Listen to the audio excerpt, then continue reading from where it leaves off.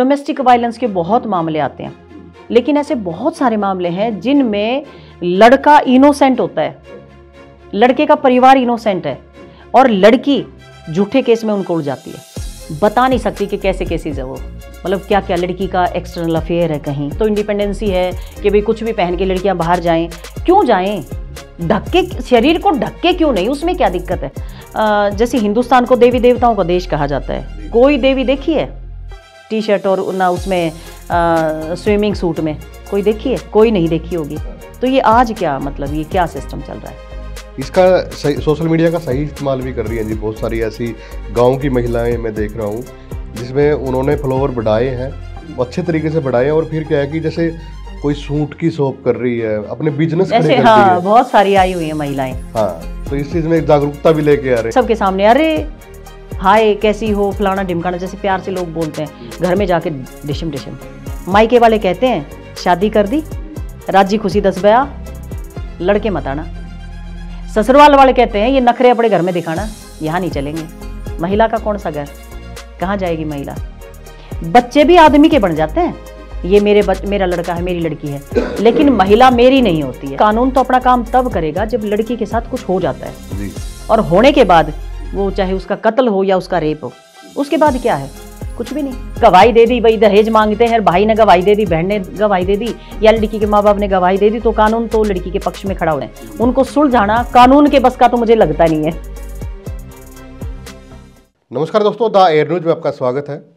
दोस्तों, आप लोगों ने बहुत सारे पॉडकास्ट देखे होंगे, लेकिन आज का पॉडकास्ट महिलाओं पे है। और खाप पंचायत एक बड़ा रोल रहता है पूरे हरियाणा के अंदर और पूरे देश के अंदर। आज मेरे साथ जो शख्सियत मौजूद हैं, महिला खाप प्रधान संतोष दहिया जी हैं, और बहुत सारे काम महिलाओं के लिए कर चुकी हैं। राष्ट्रपति अवार्ड मिल चुका है। आज बहुत सारी बातें करेंगे महिलाओं के बारे में। मैम, स्वागत है आपका। नमस्कार। मैम, खाप पंचायतें बहुत सारी देखी हैं, लेकिन महिला खाप आपने जैसे गठन हुआ, आप प्रधान हो, कब से शुरुआत की इस खाप की? ये कैथल में 2 मई 2010 में जी मुझे पहली महिला अध्यक्ष बनने का सौभाग्य मैं कहूँगी जी। क्योंकि जिस प्लेटफॉर्म पर केवल पुरुष बोलते थे, हाँ। वहाँ पर महिलाओं को रिप्रेजेंटेशन मिलना एक बड़ी बात थी और बड़ी महिलाओं की उपलब्धि मैं इसको मानती हूँ। तो कैथल के पाई गांव से इसकी शुरुआत हुई 2010 में। तो फिर कैसे सोचा कि महिला खाप भी होनी चाहिए? क्योंकि देखो, हर कम्युनिटी और हर गोत्र की खापें होती हैं, लेकिन महिलाओं की नहीं थी। तो जब मुझे ये जिम्मेदारी दी गई, मैं महिलाओं के बीच में लगातार काम कर रही हूँ, तो महिलाओं से जब बात करती हूँ तो ऐसे बहुत सारी चीज़ें हैं जिनके बारे में कोई बात करना तक नहीं चाहता जी। तो उनको देखकर मुझे लगा कि एक महिलाओं का अगर संगठन हो तो उसमें बहुत सारी चीज़ें सॉल्व हो सकती हैं। उसका मुख्य कारण ये है क्योंकि महिला किसी पुरुष के सामने बात करने में थोड़ा हेजिटेट करती है, थोड़ा नहीं बहुत ज़्यादा हेजिटेट करती है जी। तो ऐसे में अगर महिलाएं हों और महिलाएं सुनने वाली हों तो महिला आराम से उनको अपनी मतलब जो दुख भरी दास्तान है वो बता सकती है जी। तो जब कोरोना काल था तो मैंने जिस भी महिला से मैं बात करती थी कि भाई क्या कर रही हो, तो यूँ कहती है अरे यार मर गए, बहुत परेशान है। मैंने कहा हुआ क्या है? कह रहे अब डिमांड ही नहीं ख़त्म हो रही है घर वालों की और लड़ाइयाँ बढ़ गई हैं। मैंने कहा कारण? कह रहे सारा दिन, पहले तो पुरुष सुबह चले जाते थे, हम दिन में थोड़ा आराम भी मिल जाता था, अपने हिसाब से थोड़ा रह भी लेते थे जी। लेकिन अब तो पूरे दिन फुर्सत ही नहीं है, सारा दिन मुझे ये चाहिए, मुझे ये चाहिए। बोले वो किच किच पिच पिच जो है ना इतनी ज़्यादा शुरू होगी, उससे बहुत परेशान है। तो उस वक्त मैंने व्हाट्सएप का ग्रुप बना के जो महिलाएं मेरे संपर्क में थी, मैंने उन सब महिलाओं को व्हाट्सएप ग्रुप से जोड़ा और उस व्हाट्सएप ग्रुप को उन महिलाओं को मैंने बोला कि जो तुम्हारे संपर्क में और महिलाएं हैं उनको भी इस ग्रुप में जोड़ दें। तो हमने समय रखा कि भाई सारा दिन महिलाएं डिस्टर्ब ना हो। हमने एक समय रखा कि भाई 4 से 5 बजे तक सभी महिलाएं ऑनलाइन आएँ और जिसके पास कोई समस्या हो उसके बारे में वो बात करें। फिर हमने एक और शुरुआत उसमें की कि देखो हर महिला में कोई ना कोई हुनर है, कोई टैलेंट है। तो हमने उनसे बात की कि अगर आपके अंदर कोई खूबी है और आप कुछ बताना चाहते हैं या अपनी जो खूबी है उसको शेयर करना चाहते हैं, तो आप उसकी वीडियो बनाओ या अपनी बात रखो और ग्रुप में शेयर कर दो। और फिर एप्रिशिएशन मिला क्योंकि जब महिलाएं तारीफ़ करती है, आपने बहुत अच्छा गाया, आपने बहुत अच्छा सुनाया, आपने बहुत अच्छी चीज़ बनाई, तो उससे महिलाओं में ना एक मतलब मोटिवेशन बना उनका। मतलब आप व्हाट्सएप ग्रुप बना रखा है? व्हाट्सएप ग्रुप बना के, और व्हाट्सएप ग्रुप एक नहीं, कई सारे व्हाट्सएप ग्रुप हैं। आज मेरे पास 45 महिलाओं के व्हाट्सएप ग्रुप हैं जिसमें केवल महिलाएं हैं। केवल महिलाएं हैं। 2010 में आपने शुरुआत की तो विरोध नहीं हुआ आपका कि क्योंकि खाप तो हमेशा पुरुषों की देखी जाती है और एक खाप का एक बड़ा रोल रहता है, लेकिन महिलाओं की खाप एक नया था, तो उस समय कुछ विरोध नहीं हुआ आपका? नहीं, विरोध नहीं हुआ, बल्कि जो मेन खाप थी, मतलब पुरुषों की जो खाप थी, उन्होंने ही हमें बुलाया और उन्होंने ही हमें ये जिम्मेदारी दी। अच्छा, तो फिर आप काम कैसे करते थे? जैसे आपने बताया था कि मानस गांव, 2 पंचायतें हैं मानस गांव में, वहाँ की जो सरपंच है वो महिलाएं थी, आपने किस्सा बताया था, वो क्या किस्सा था एक बार? कैथल में मानस गांव है। हाँ। तो वहाँ पे 2 पंचायतें हैं, दोनों में महिला सरपंच थी। तो हमने उस गांव में एक महिला महापंचायत की और दोनों महिला सरपंचों को बुलाया। तो हमने उनसे बात करी कि भाई आप अपनी बात रखो, क्या कहना चाहती हो, गांव में क्या होना चाहिए, क्या चेंज चाहती हो।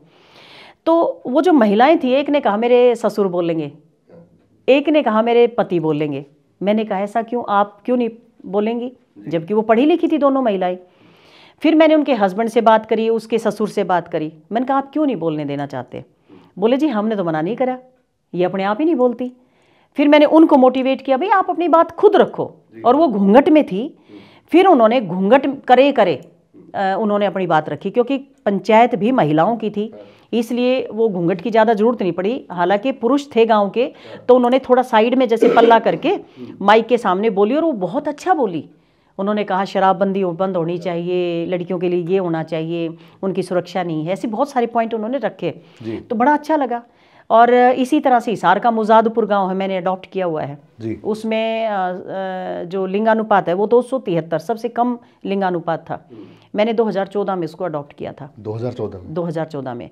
तो वहाँ पर लोगों से बात करी, उनसे वहाँ पर भी महिला सरपंच थी, उनसे पूछा कि भाई ये रेशियो इतना कम क्यों है जी। उन्होंने बताया कि यहाँ कारण कुछ और है। वो कह रहे भाई महंगाई का ज़माना है, और 2-4 बिघे अगर किसी के पास ज़मीन है तो बालक का ब्याह ही ना होता, 2 बालक हम करेंगे तो उनकी शादी ना होनी, कुछ नहीं होना।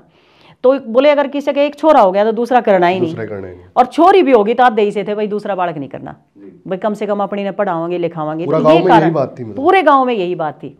फिर उनको मोटिवेट किया, उनको समझाया कि आगे रिश्ते खत्म हो जाएंगे इस तरह, तो आप 2 बच्चे तो कम से कम करें। और आज उनका रेशियो बढ़ा हुआ है। तो वहाँ पर भी वो महिला घूंघट में थी, मैंने उससे भी बात करी, उसने भी घूंघट खोल के फिर अपनी बात रखी, बड़ा अच्छा लगा जी। तो विस्तार कहाँ कहाँ है जी इस समय खाप पंचायतों? पूरे देश में हमने खाप पंचायत का विस्तार कर दिया।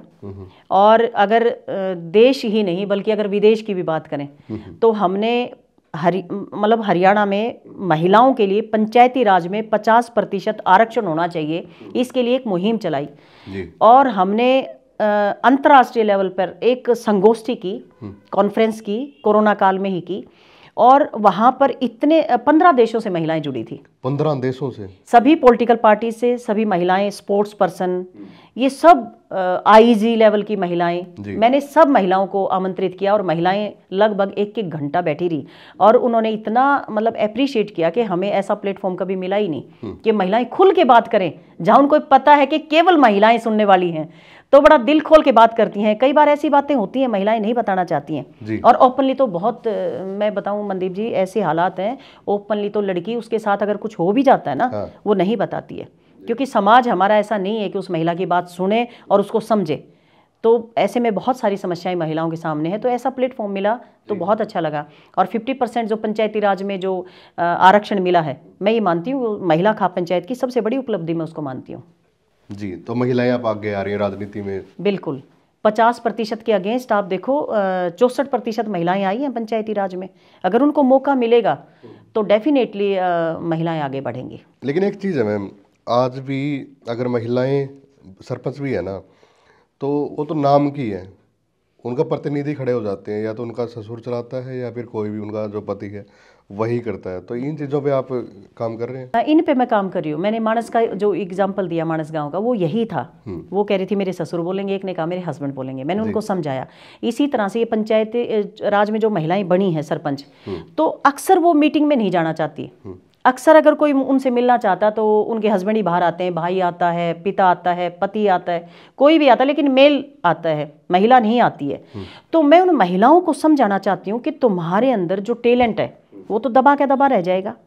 आप अपने टैलेंट से काम करो और आप बाहर निकलो, अपनी बताओ कि हम क्या चाहती हैं। देखो, महिला बहुत परिवर्तन कर सकती है। हाँ, बिल्कुल। गृहस्थी में इतनी सारी समस्याएं होती हैं, सबको मैनेज कर लेती है। जी। चाहे पैसा कम हो तो उस कम पैसे में भी सबका पेट भर देती है वो। हाँ। तो ऐसे में वो मैनेजमेंट में भी जबरदस्त होती है महिला का टैलेंट जी। तो ऐसे में मैं उन महिलाओं को समझाती हूँ कि तुम आगे आओ, काम करो। तो इससे बड़ा महिलाओं को लगता है कि ये कर सकती तो हम क्यों नहीं। जी। मैं कई बार बोलती हूँ कि मैं कर सकती हूँ तो आप क्यों नहीं कर सकते, आप भी कर सकती हैं। जी। तो उससे उनको फर्क पड़ता है। तो बहुत सारे मामले होते होंगे महिलाओं के, तो खाप पंचायतें कैसे समझाती है जी उनको, कैसे सुलझाती है? तो महिला खाप पंचायत ही आयोजित की जाती है गांव में, या फिर पुरुष भी आते हैं उस खाप में? कोई भी नहीं, पुरुष भी आते हैं। हम एक्चुअली इसको केवल महिलाओं तक सीमित नहीं रखना चाहते, क्योंकि देखो एक गाड़ी के दो पहिए हैं, पुरुष और महिला। समस्या कहाँ है हमारे यहाँ देश में? विमेन एम्पावरमेंट की बात होती है तो अगर कहीं कोई लड़का सफरर है उसकी कोई बात नहीं सुनता है, कानून महिलाओं के हक में है जी। तो ऐसे में बहुत सारे ऐसे केसेस आते हैं जो ये दहेज के, मारपीट के झूठे मामले हैं जी। और मेरे पास आते हैं। मैं आपके चैनल के माध्यम से बताना चाहती हूँ, मैं उन लड़कियों से सबसे ज्यादा मामले यही आते होंगे। सबसे ज्यादा डोमेस्टिक वायलेंस के बहुत मामले आते हैं, लेकिन ऐसे बहुत सारे मामले हैं जिनमें लड़का इनोसेंट होता है, लड़के का परिवार इनोसेंट है और लड़की झूठे केस में उनको उड़ जाती है। तो वो केसेस मेरे पास आते हैं। मैं बता नहीं सकती कि कैसे केसेस है वो, मतलब क्या क्या लड़की का एक्सटर्नल अफेयर है, कहीं वो वहाँ जुड़ नहीं पाती है और फिर कहते हैं कि तो दहेज मांग रहे हैं। हाँ। ऐसे में क्या करें वो लोग? तो ये जो केसेस मेरे पास आते हैं वो बड़े ही अजीबोगरीब केस हैं, उनको सुलझाना कानून के बस का तो मुझे लगता नहीं है क्योंकि कानून तो एविडेंस चाहता है और एविडेंस जिसने गवाही दे दी, भाई दहेज मांगते हैं, भाई ने गवाही दे दी, बहन ने गवाही दे दी या लड़की के माँ बाप ने गवाही दे दी, तो कानून तो लड़की के पक्ष में खड़ा हो जाएगा। लेकिन जब खाप पंचायतें कैसे करती, दोनों जो वर्ग हैं, हाँ, दोनों को सामने बुलाती हैं, दोनों से बात करती हैं और जब सामने व्यक्ति होता है ना तो झूठ नहीं बोल पाता। अगर झूठ बोलेगा एक दो बार वो पकड़ा जाएगा। ज्यादा देर तक झूठ नहीं बोल सकता व्यक्ति सामने खड़े होकर जी। तो जब दोनों पक्ष खड़े होते हैं तो बिल्कुल क्लियर हो जाता है समस्या कहाँ है और उस समस्या का हम समाधान कर देते हैं। तो ऐसे बहुत सारे, मैं कितने टिपिकल से टिपिकल मामले मेरे पास आते हैं। ऐसा नहीं है कि लड़कियों के साथ अब अन्याय नहीं होता है, ऐसा भी नहीं, ऐसा है। लड़कियां आज भी पिट रही हैं, पढ़ी लिखी लड़कियां पिट रही हैं, घर में आज भी उनके साथ 2M दर्जे का व्यवहार होता है, लेकिन जो केसेस आते हैं परसेंटेज उनकी ज़्यादा है जिसमें लड़का इनोसेंट होता है। और सबसे बड़ी बात यह है कि मैम सबसे पहला केस तो यही होता है कि दहेज मांग रहे हैं या मारपीट कर रहे हैं। जी, मारपीट कर रहे हैं, बिल्कुल जी। तो इसके लिए तो फिर आप लोगों की काफ़ी जरूरत थी समाज को। लगातार मैं लगी हुई हूँ, जैसे हमने पूरा संगठन खड़ा कर दिया, हर जिले में, हर विधानसभा पे, हर हलके में, मतलब हर जगह हम महिलाओं को ले रहे हैं, हर गांव में हम मेंबर बना रहे हैं जी। और गांव में जो मेंबर बना रहे हैं उनका सबसे बड़ी खास बात क्या है मनदीप जी, हम वहाँ सबसे बुजुर्ग मेल को भी ले रहे हैं, सबसे बुजुर्ग फीमेल को भी ले रहे हैं, सबसे यूथ मतलब लड़के और लड़की को भी ले रहे हैं जी। और कुछ सरपंच हैं, कुछ मेंबर हैं, कुछ और जैसे कोई स्पोर्ट्स पर्सन है या कोई फौजी है, मतलब इस तरह से एक वो संगठन हम खड़ा कर रहे हैं हर समाज से जी। कोई एक समाज नहीं, हर समाज से जो भी समझदार हैं उन लोगों को हम उसमें शामिल कर रहे हैं ताकि समझदारी से वो उन केसों को सॉल्व किया जा सके जी। आप जैसे ये मुद्दे देख रहे हो, साथ ही साथ इंस्टाग्राम हो गया मैम, या रील्स का ज़माना है बहुत ज़्यादा और इतनी फूटता परोसी जा रही है, तो इन पे आप क्या कुछ कहना चाहोगे? क्योंकि देख रहे हैं कि लड़कियां डांस कर रही हैं, तो इन चीज़ों से कुछ ना कुछ वायलेंस नहीं होती? आप क्या मानते हो? नहीं होती है। बहुत सारे लोग हमें कहते हैं कि तुम तो रूढ़िवादी हो। हम रूढ़िवादी नहीं है, हम तो ये कह रहे हैं कि हमारी बेटियां हमारा अभिमान है और हम चाहते हैं उनको सुरक्षित रखना। सुरक्षित तब रह पाएंगी जब आगे उनको नोचने वाले खड़े हैं जी। उनसे हमें उनको बचाना है। बचाना है तो हमें संयमित, सहनशीलता, सज्जनता, वो सारी चीज़ें हमने अपनी बच्चियों में डालनी पड़ेगी।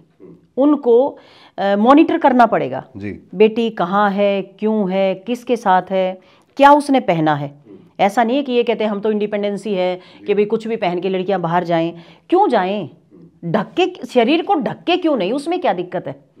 तो हम रूढ़िवादी नहीं है, हम चाहते हैं, वो हमारी शान है और हम उसको बचाना चाहते हैं, सुरक्षित रखना चाहते हैं। क्योंकि कानून तो अपना काम तब करेगा जब लड़की के साथ कुछ हो जाता है जी। और होने के बाद, वो चाहे उसका कत्ल हो या उसका रेप हो, उसके बाद क्या है? कुछ भी नहीं। कानून चाहे सही अपना काम कर भी दे तो भी लड़की नहीं आ सकती वापस, उन पेरेंट्स की इज्जत नहीं आ सकती वापस। तो हम क्यों ना ऐसा माहौल क्रिएट करें कि उनको बचा के रखें। और जब जैसे हिंदुस्तान को देवी देवताओं का देश कहा जाता है, कोई देवी देखी है टी शर्ट और ना उसमें स्विमिंग सूट में? कोई देखी है? कोई भी नहीं, कोई नहीं देखी होगी। तो ये आज क्या मतलब, ये क्या सिस्टम चल रहा है?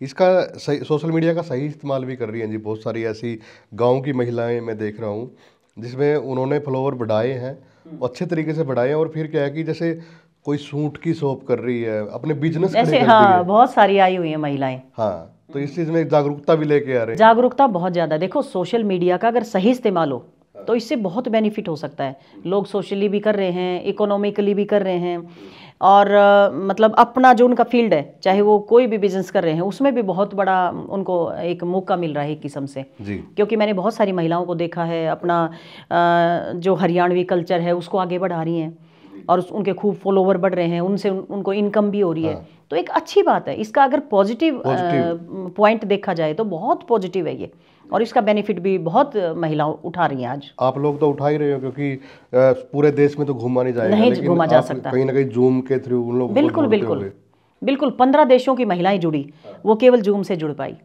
क्योंकि कहीं हम जा नहीं सकते, पूरे देश में कहीं नहीं घूम सकते। हरियाणा में भी हम एक बार में कहाँ जा सकते हैं? बिल्कुल, जगह जगह जाना बहुत मुश्किल है। लेकिन आजकल ये कनेक्टिविटी इतनी आसान है कि 1 मिनट में किसी का नंबर होना चाहिए।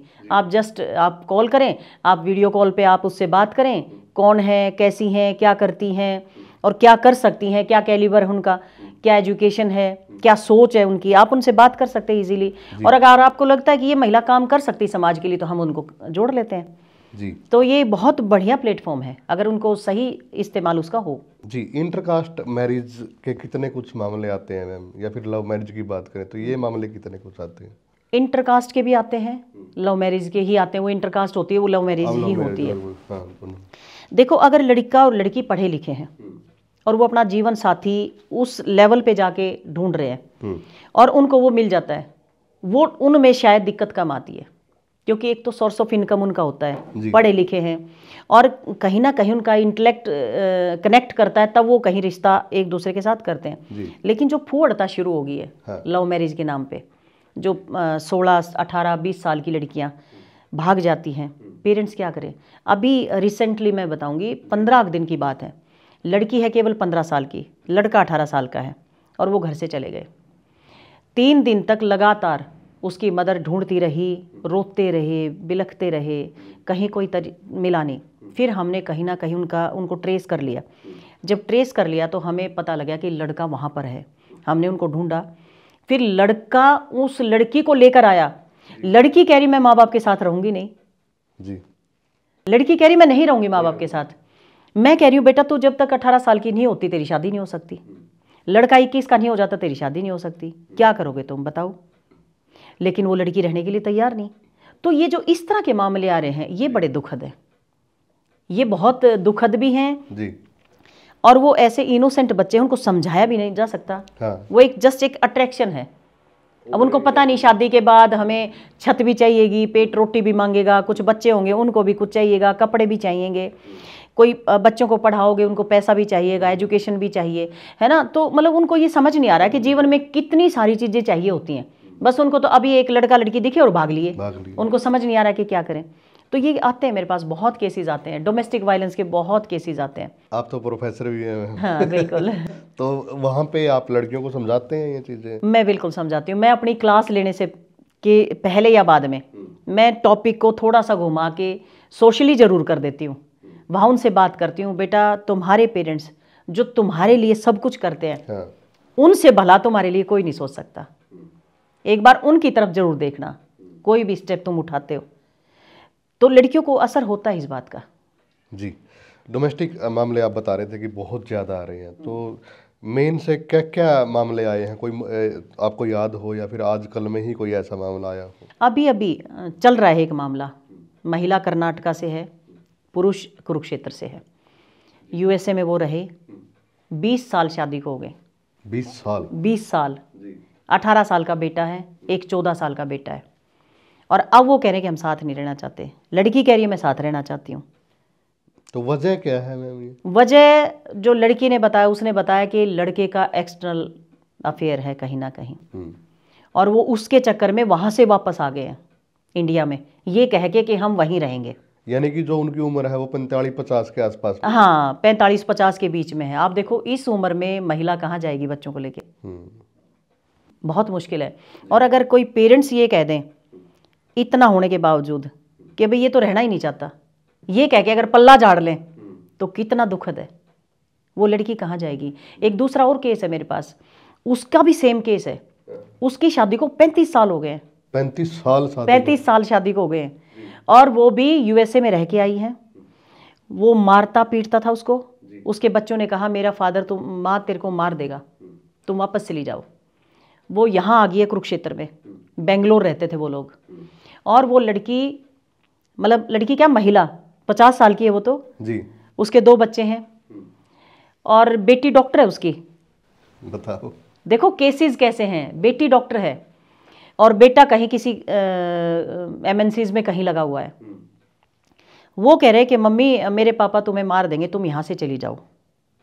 वहाँ भी एक्सटर्नल अफेयर वाला मामला है, क्योंकि कोई और महिला है जो इन बच्चों को भी, जब ये छोटे से थे ना तब भी कुछ ना कुछ देती रहती थी।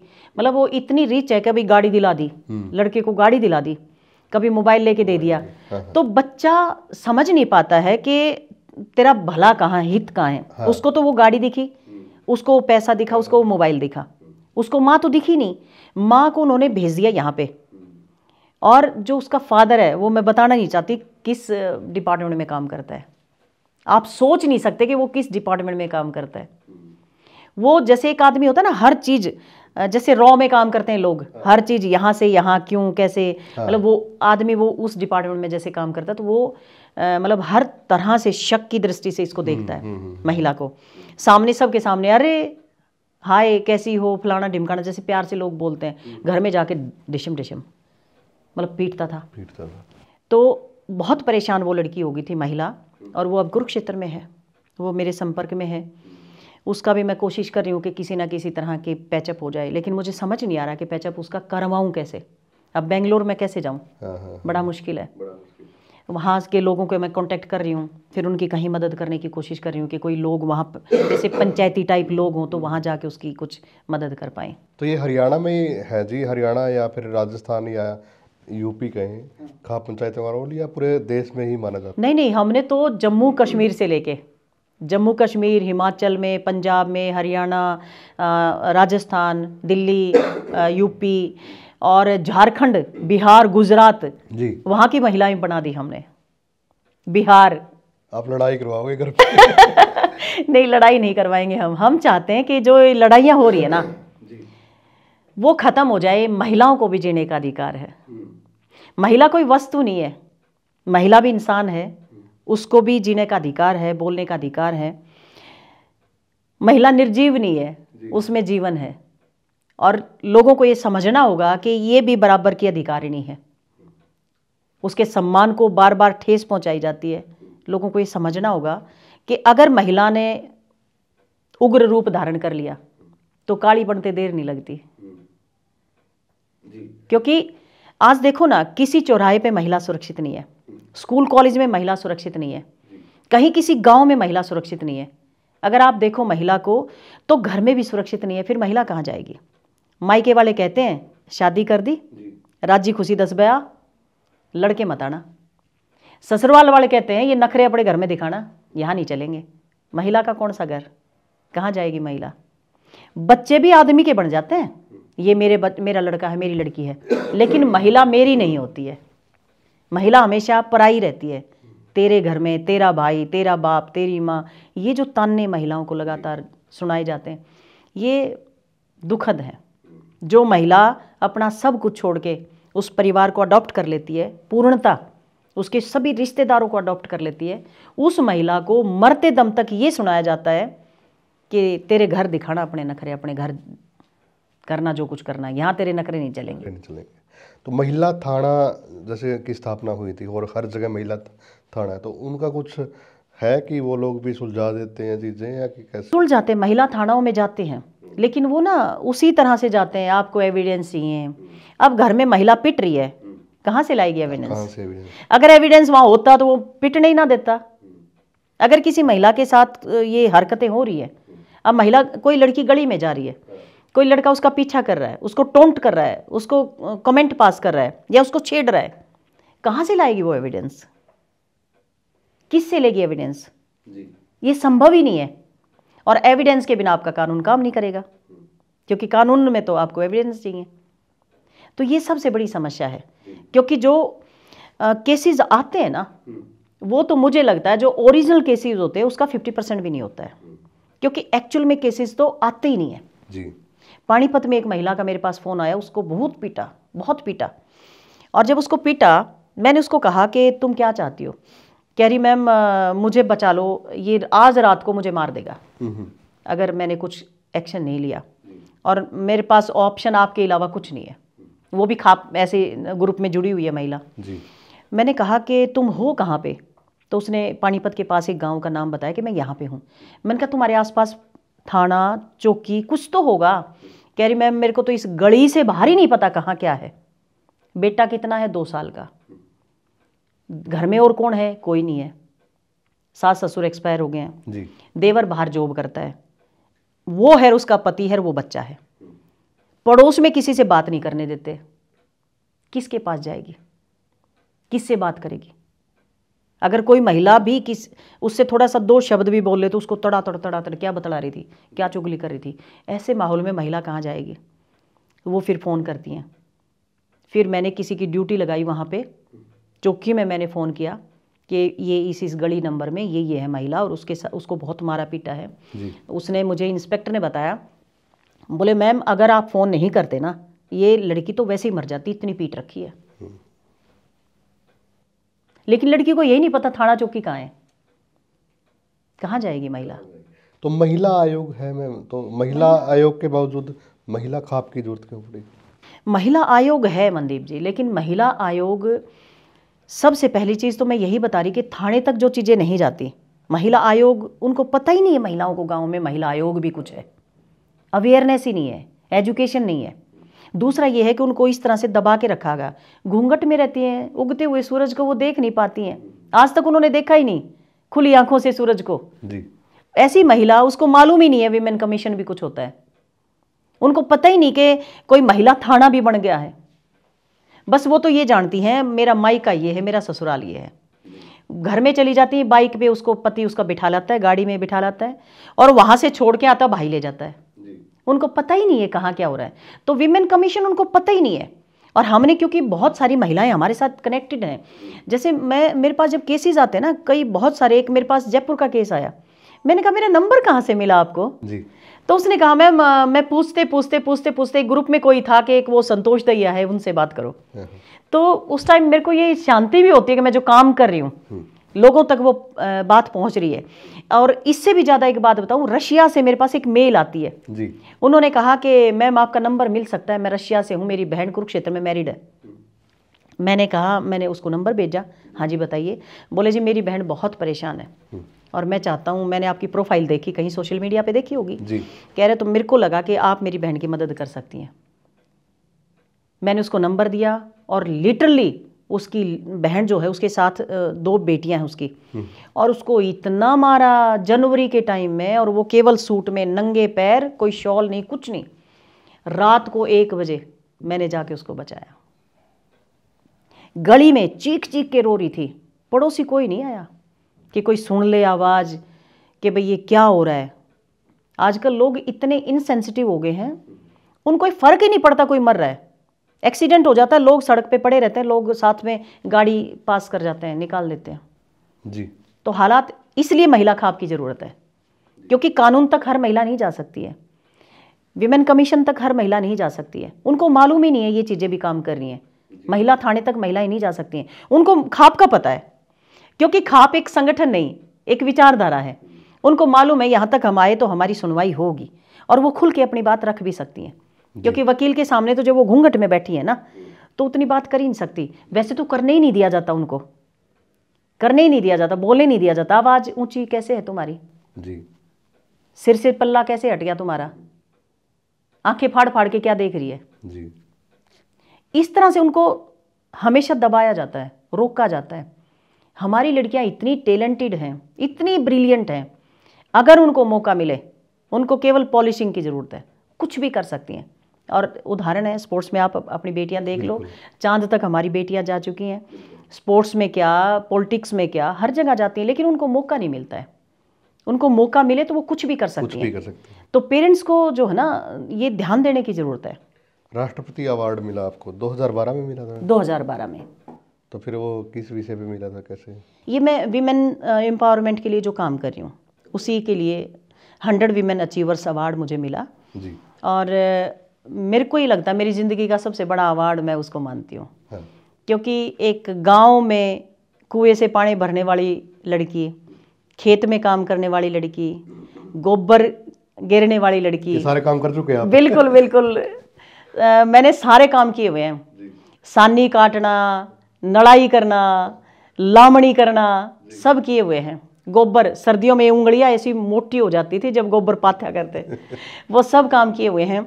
और वहाँ से राष्ट्रपति भवन तक का सफ़र बहुत कठिन भी रहा और बहुत बहुत ही खुशी देने वाला भी रहा। और जब राष्ट्रपति भवन मेरे सामने था तो मेरी आंखों से टपर टपर आंसू बह रहे थे जी। क्योंकि गांव की लड़की जो उन संकरी गलियों में कभी जिसने ऊंची आवाज़ में बात भी ना की हो जी। वो लड़की राष्ट्रपति जी के सामने बैठ के लंच कर रही है, उन्हें सम्मानित किया जा रहा है, तो बहुत बड़ी अचीवमेंट इसको मैं मानती हूँ। और ये केवल मैं ये मानती हूँ, ये केवल मेरी अचीवमेंट नहीं है, ये मेरी माँ की भी अचीवमेंट है। जब एक शराबी गांव में एक शराबी लड़के को, अपनी पत्नी को पिटते हुए मैं रोज़ देखती थी। और मेरे गांव कौन सा? मेरा गांव डीघल है। डीघल, हाँ। तो कभी सब्जी खिंडी पड़ी है, रोटियां किधर हैं, गिलास कटोरी किधर है, ऐसे होता था। तो मैं 7वीं क्लास में थी, बहुत छोटी थी। और जब वो पीट रहा था, एक डंडा उसके हाथ में था एक दिन जी। पूरी गली इकट्ठी हो रही, मत मार तो सब कर रहे थे, वो डंडा किसी ने नहीं छीना। और क्योंकि मैं रोज़ देखती थी, मेरे अंदर एक खुन्नस थी जी। मैं भी, मेरी माँ घूंघट में खड़ी थी, उसके पल्लू से मैं भी छिपी खड़ी थी जी। पता नहीं मेरे मन में क्या आया, मैं वहाँ से निकली और मैंने जैसे उससे छीन सकती थी वो छीना और ऐसे मारा उसको, जैसा भी मार सकती थी, छोटी थी क्या मारना था। हाँ। वो जैसे भी मारा और भाग, उसको मार के अंदर भागी। सब ने कहा इतनी छोटी, तेरे को शर्म नहीं आ रही जी। तूने, मतलब भाई, वो भाई लगता था, भाई तूने कैसे ये डंडा मारा जी।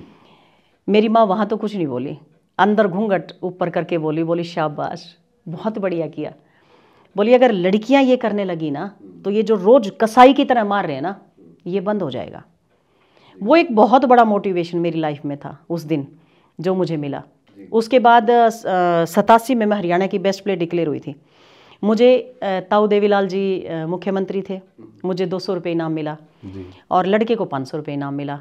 तो आपकी तरह कोई मीडिया वाले आए, बोले जी आपको बहुत बधाई, आप बेस्ट प्लेयर डिक्लेयर हुई है। मैंने कहा खाक बधाई लड़के को तो 500 रुपये दिए, मुझे 200 रुपये दिए।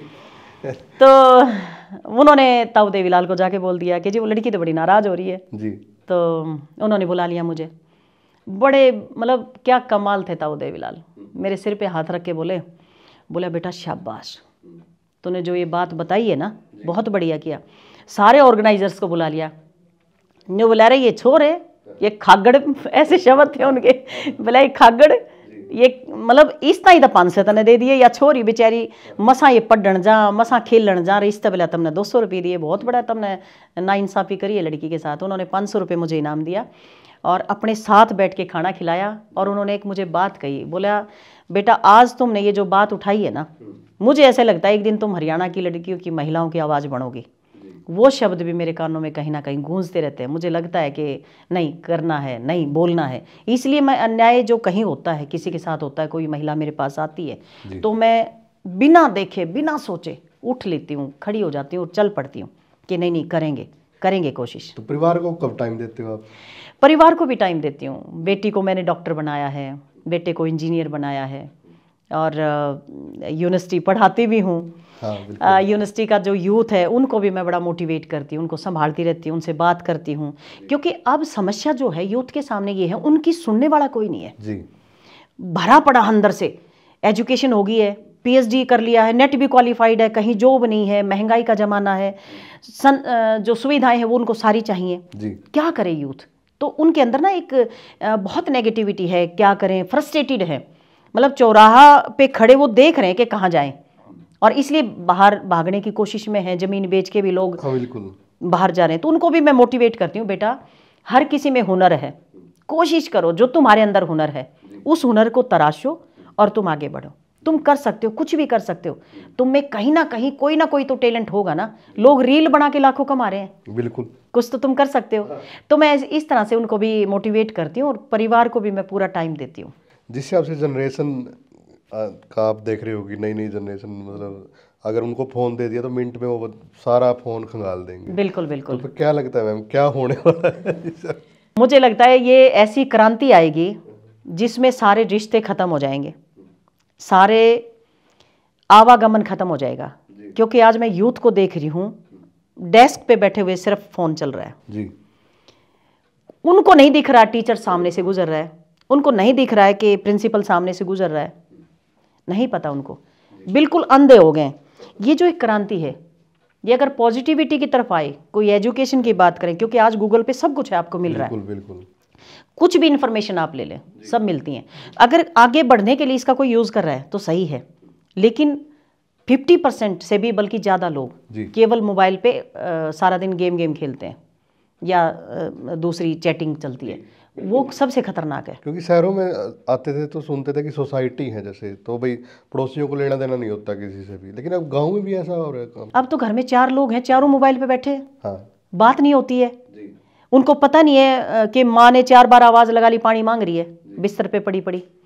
और अभी मैं कल परसों ही अखबार में एक न्यूज़ देख रही थी, बड़ी शॉकिंग न्यूज़ थी कि फादर ने फ़ोन छीन लिया। पहले उसको कहा कि फ़ोन छोड़ दो, फ़ोन छोड़ दो। अब बच्चा पढ़ रहा है तो पेरेंट्स करते ही हैं कोशिश, भाई फ़ोन छोड़ दो, पढ़ाई कर लो। तो फादर ने फ़ोन छीन लिया, और उस लड़के ने तलवार पड़ी थी वही मारी फादर को जी। एक लड़के ने 7वीं क्लास का था, उसने अपने भाई का कत्ल कर दिया। मतलब आज देखो ना किस तरफ जा रहे हैं बच्चे।